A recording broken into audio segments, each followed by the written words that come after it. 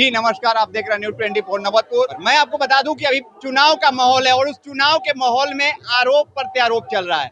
आपको बता दें कि आरजेडी के प्रवक्ता हैं सारिका पासवान, जो बरमेश्वर मुखियाबाद के नारा लगा रहे हैं। उधर आशुतोष कुमार जो हैं वो सारिका पासवान को कहते हैं कि साया साड़ी उतार के रोड पर नचाएंगे। तो यहाँ के भूमिहारवादी जो कहे जाने वाले महमदपुर गांव में हम पहुंचे हैं, तो उन्हीं भूमिहार से पूछते हैं कि जो महिलाओं की साया साड़ी उतारने की बात करते हैं और जो सारिका पासवान बोलती है कि बरमेश्वर मुखिया मुर्दाबाद, तो उन्हीं बात पर इन लोगों से बात करेंगे।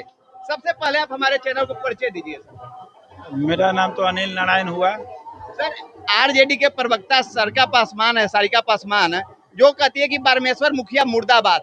बरमेश्वर मुखिया क्या हत्यारे थे या फिर मुर्दाबाद क्यों कहा? देखिए, मुर्दाबाद या जिंदाबाद किसी को व्यक्तिगत रूप से कहने का हक नहीं है, चाहे सारिका पासवान रहे या आशुतोष जी रहे। लेकिन व्यवहारिक जीवन में न्यूटन का लॉ चलता है, क्रिया के बराबर प्रतिक्रिया। अगर आप हमको गाली दीजिएगा तो आप उम्मीद रखिए कि हमसे भी गाली ही सुनिएगा।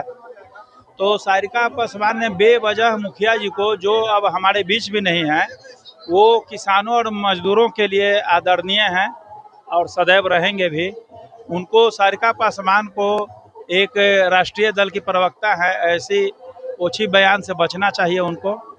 और आशुतोष जी को भी गंभीरता से इनको ज़्यादा नहीं लेना चाहिए था। सर, कुछ लोग कह रहे हैं कि बरमेश्वर मुखिया हत्यारे थे। क्या सही में हत्यारे थे? नहीं, हम तो ऐसा नहीं मानते हैं।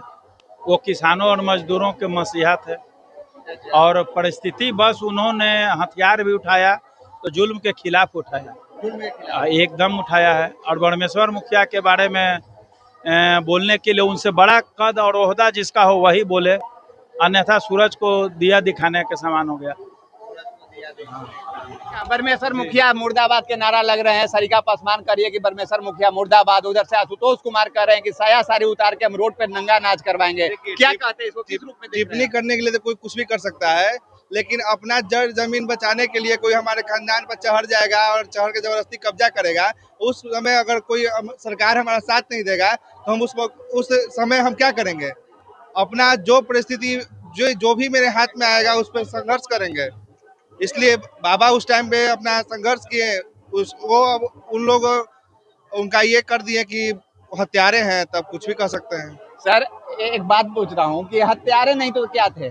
आखिर नरसंहार, इतनी बड़ी बड़ी नरसंहार हो रही थी, रातों रात 67 आदमी की हत्या कर दिया जा रहा था, दलितों का हत्या किया जा रहा था, तो कैसे नहीं कहेंगे हत्यारे? तो सरकार कहाँ थी उस समय? आरजेडी की सरकार थी ना, लालू यादव थे ना जी मुख्यमंत्री। कहाँ थे?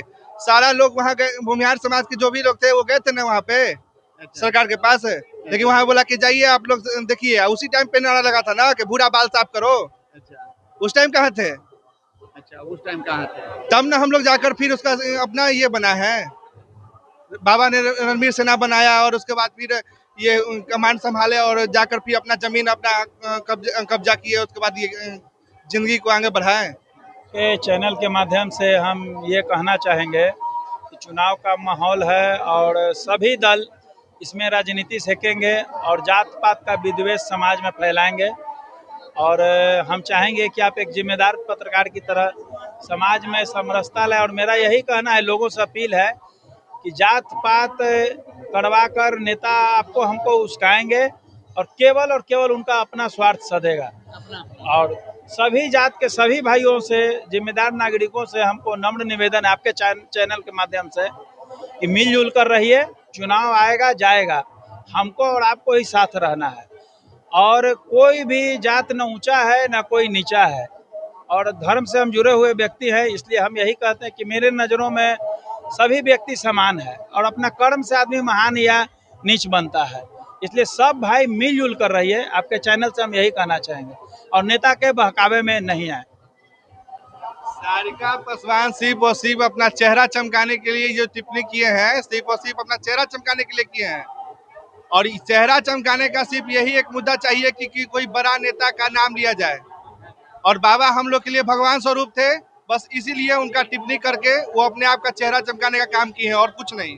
तो आपने कोरजी महमदपुर से सुना जनता का आवाज, जो यहाँ के नागरिक हैं, उन्होंने बरमेश्वर मुखिया के मुर्दाबाद नारे के ऊपर क्या इन्होंने कहा, जो स्पष्ट शब्दों में कहा कि अभी चुनाव का माहौल है और चुनाव के माहौल में जातिवाद से बचना है।